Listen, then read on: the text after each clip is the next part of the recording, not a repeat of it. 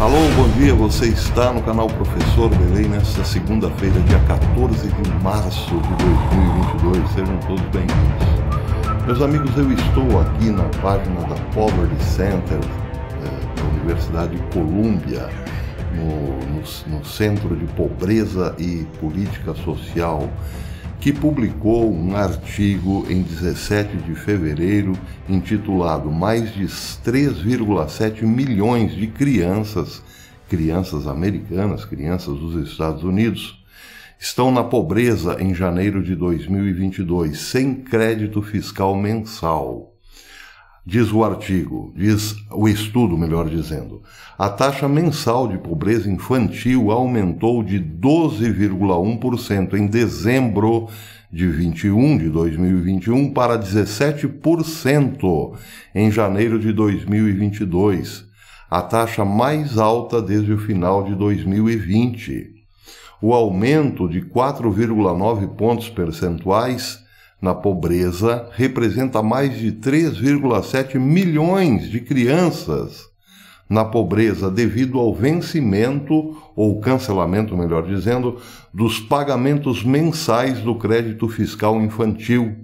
As crianças latinas e negras experimentaram os maiores aumentos percentuais na pobreza, 7,1 pontos percentuais de aumento e 5,9 percentuais, respectivamente. Na sequência aparece duas tabelas, uma mostrando a pobreza em percentual das crianças brancas, negras, latinas e asiáticas, e depois o número de pobreza, o aumento da pobreza em números absolutos. Bem, em relação ao aumento geral, então, ela pulou de 12% para 17% de dezembro para janeiro. Em relação às crianças brancas, o aumento estava em 7,5% e pulou para 11,4% em janeiro de aumento de pobreza. Entre as crianças negras, o aumento foi maior, estava em 19,5%, pulou para 25,4%. Crianças latinas, que aqui é maior ainda, 16,8% em dezembro, 23,9% em janeiro. E as crianças asiáticas, o salto foi menor, de 11,9% para 15,1%, menor que as crianças latinas. Bem, o que isso quer dizer? Quem responde é o jornalista Matt Agorist, ao Free Talk Project. Ele diz: na quinta-feira passada, a Câmara e o Senado aprovaram um projeto de lei para enviar 14 bilhões de dólares para a Ucrânia. A maior parte desses 14 bilhões de dólares será destinada às armas. Com um movimento como esses, diz o jornalista, não é surpresa que o mercado de ações associado ao complexo industrial militar esteja crescendo, enquanto o resto do mercado despenca. Além disso, à medida em que a elite política envia bilhões de dólares para o outro lado do mundo, 3,7 milhões de crianças são empurradas à linha da pobreza aqui em casa, nos Estados Unidos. De acordo com um relatório recente divulgado pela Universidade de Columbia, aquele que eu acabei de mostrar, no final de janeiro, 3,7 milhões de crianças americanas voltaram à pobreza, pois o governo simplesmente cancelou o crédito fiscal infantil. Então, aquele índice de crescimento da pobreza entre crianças é justamente porque o governo Biden cortou uma espécie de bolsa para famílias pobres, destinadas, claro, às crianças, a roupa, alimentação, escola e assim por diante. Foi cortado. Embora o crédito fiscal infantil seja apenas um curativo para um grande machucado ou uma gota d'água no oceano de gastos americanos com guerra, estava aliviando famílias pobres durante a pandemia e ajudando milhões de crianças igualmente pobres. E agora, em vez de ajudar crianças americanas famintas, os falcões da guerra estão pedindo ainda mais dinheiro do contribuinte para alimentar a guerra. Bem, então é isso.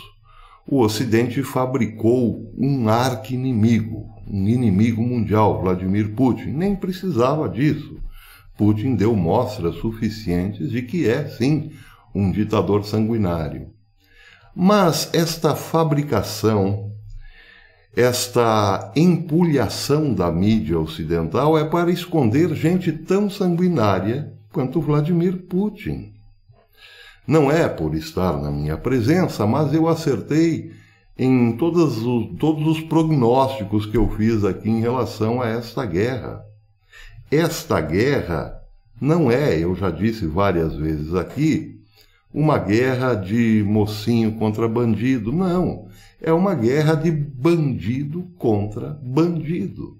E a cada dia que passa, fica mais escandalosa a fórmula como o governo Biden e o Partido Democrata alimentam para vencer as eleições de meio de mandato. Eles estão forçando a Ucrânia a resistir numa guerra perdida, para manter a popularidade e um certo espírito de unidade na América em torno a este governo despótico, falido, que é o governo Biden. Biden quer popularidade, quer aparecer como o mocinho da história. Só que nos pés de Biden, nas solas do seu sapato, está o sangue de inocentes ucranianos, o sangue de soldados ucranianos e também de soldados russos, sem falar no sangue que ainda jorrará, porque a guerra não terminará. Mesmo que hoje seja acordado um cessar-fogo, a guerra continuará, porque o seu desdobramento virá em pobreza, miséria, mais violência. Grupos armados, bandoleiros nascerão desta crise, levando o mundo a um caos inimaginável. O mundo inteiro pode, de repente, se tornar uma Ucrânia ou uma Síria, por conta da sanha pelo poder de gente praticamente enlouquecida, como é Joe Biden. Ele não se importa com vidas humanas. O que ele quer é que pensemos nós que existe um único inimigo no planeta. E uma vez que o inimigo é atacado, tudo fica bem para o nosso lado. Pois é, meus amigos, isso hoje, infelizmente, ainda não foi detectado. Esta armadilha, esta lorota ainda não foi identificada pela maioria dos ocidentais, que embarcaram novamente no conto da mídia. Precisamos demonizar uma única pessoa, porque de resto está tudo bem. Bem, outra notícia importante que merece destaque: o Memri fez um balanço de como estão as coisas na Rússia depois das sanções impostas pelo Ocidente. A matéria diz que em 7 de março de 2022 a Rússia perdeu suas conexões aéreas com a Europa e a América do Norte. Seus principais bancos foram cortados das transações em dólares americanos. Mais de 20 empresas russas foram adicionadas à lista de sanções. Alguns ativos de russos ricos na Europa foram congelados e mais de 300 multinacionais encerraram ou suspenderam seus negócios no país. O rublo perdeu 45% de seu valor e o preço das ações caíram pelo menos 80%, enquanto o principal mercado de Moscou permanece fechado. Putin tornou-se o quarto chefe de Estado em exercício sob amplas sanções ocidentais. Ele está atrás apenas do líder norte-coreano Kim Jong-un, do presidente sírio Bashar al-Assad e do presidente da Bielorrússia Alexander Lukashenko. As sanções impostas à Rússia, diz o Memri, parecem muito mais amplas do que quaisquer outras já impostas a um país europeu. E um dos movimentos mais inesperados foi o congelamento das reservas da moeda forte do Banco Central da Rússia. Medidas semelhantes foram tomadas apenas contra a Líbia em 2011, contra o Irã em 2012, contra a Venezuela em 2019 e contra o Afeganistão em 2021. Muita gente tem perguntado, e aí vai ter guerra mundial? Bem, eu não sou profeta nem tenho bola de cristal, mas uma coisa é certa: a Rússia nem de longe pode ser comparada com Líbia, Irã, Venezuela ou Afeganistão. Nenhum desses países possui o arsenal nuclear que a Rússia possui. Daí porque este sufoco comparável ao que aconteceu na Líbia, por exemplo, em relação à Rússia, claro que representa, sim, uma ameaça a todo o mundo, uma ameaça nuclear. Bem, para terminar, um comentário interessante que vai nesta mesma linha, que diz o seguinte: este comentário foi publicado no American Thinker, por Selwyn Duke, que diz o seguinte: não adianta, ou melhor, antes que alguém comece a falar sobre o imperativo moral de se pegar porretes para ajudar a Ucrânia, com as pretensões sobre como os preços mais altos do gás valem a pena. Isso aqui é uma alusão a essa cantilena que tomou conta da mídia norte-americana. Sim, nós pagaremos o gás mais caro, nós e os europeus, mas vale a pena porque estamos ajudando a Ucrânia. Ao cortarmos o relacionamento comercial com a Rússia, estamos ajudando a Ucrânia e o mundo livre. Então, vale a pena. É a mesma cantilena que nós ouvimos durante a pandemia. Tem certas coisas que valem a pena. É preciso ouvir a voz da ciência, etc. e tal. A única diferença agora é que trata-se da guerra. Mas a operação lavagem cerebral é e continua sendo a mesma de 2020 para cá. Em 1991 e 92, a União Soviética, nas garras dos reformadores, permitiu que o Muro de Berlim caísse, dissolvendo-se em 15 nações. Puxou o Exército Vermelho de volta para dentro das fronteiras russas e começou a comportar-se, sem dúvida, de uma maneira mais pró-americana, isso em 90 a 91. Ele está se referindo aqui a uma oportunidade, uma janela que o Ocidente tinha de fazer ou de solidificar uma excelente amizade com a Rússia, de Estados Unidos e Rússia principalmente. Mas não foi o que aconteceu, e ele explica. A Rússia, por exemplo, não usou seu veto no Conselho de Segurança para bloquear a guerra dos Estados Unidos e expulsar Saddam Hussein, um aliado do Kuwait. Isso quem lembrou foi o comentarista Pat Buchanan em 2007. Ele disse: quando aquele dia de setembro, sabem qual, né? Eu não posso dizer aqui porque senão o vídeo é imediatamente desmonetizado, mas é a loucura dos nossos tempos, claro. Quando o de setembro aconteceu, Putin deu sua bênção às tropas dos Estados Unidos, permitindo que os Estados Unidos usassem ex-repúblicas soviéticas como base para a invasão dos Estados Unidos, ou seja, era a janela de oportunidade para criar laços sólidos entre Estados Unidos e Rússia, porque a Rússia de Putin demonstrava boa vontade naqueles longínquos anos 90.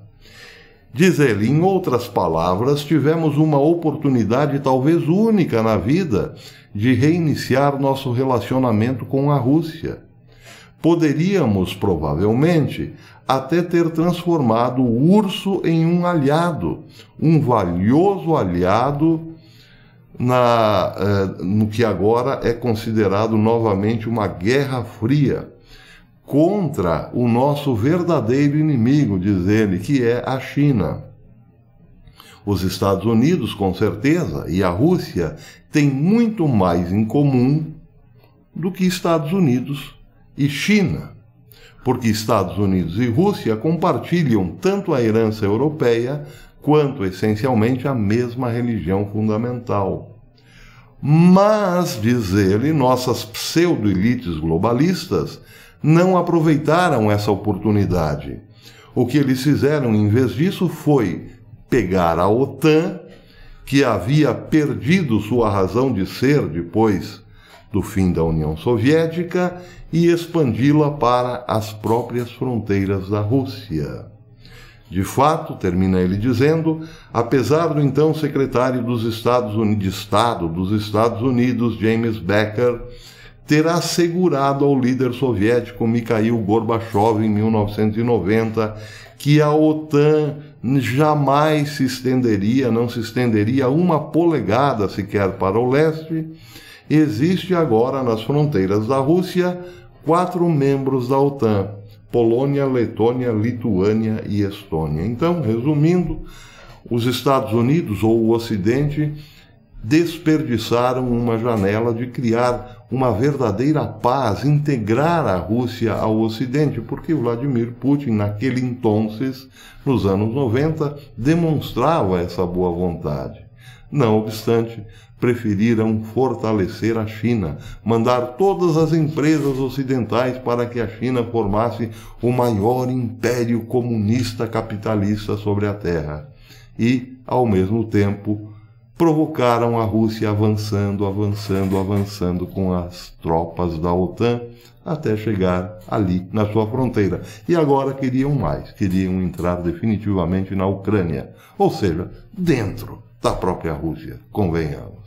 Pois é, este é o Ocidente. Então, para concluir, fique atento, pois quando você ouvir alguém chamando Vladimir Putin de anticristo, tome muito cuidado, porque pode ser ou um simples idiota útil que caiu na lorota da grande mídia, ou então um agente de desinformação que não quer que você veja, por exemplo, que Bergoglio é um falso papa, que não quer que você veja, por exemplo, que Joe Biden é um mentiroso e um corrupto, e que não quer que você veja que aquele cara lá é um ladrão, por exemplo.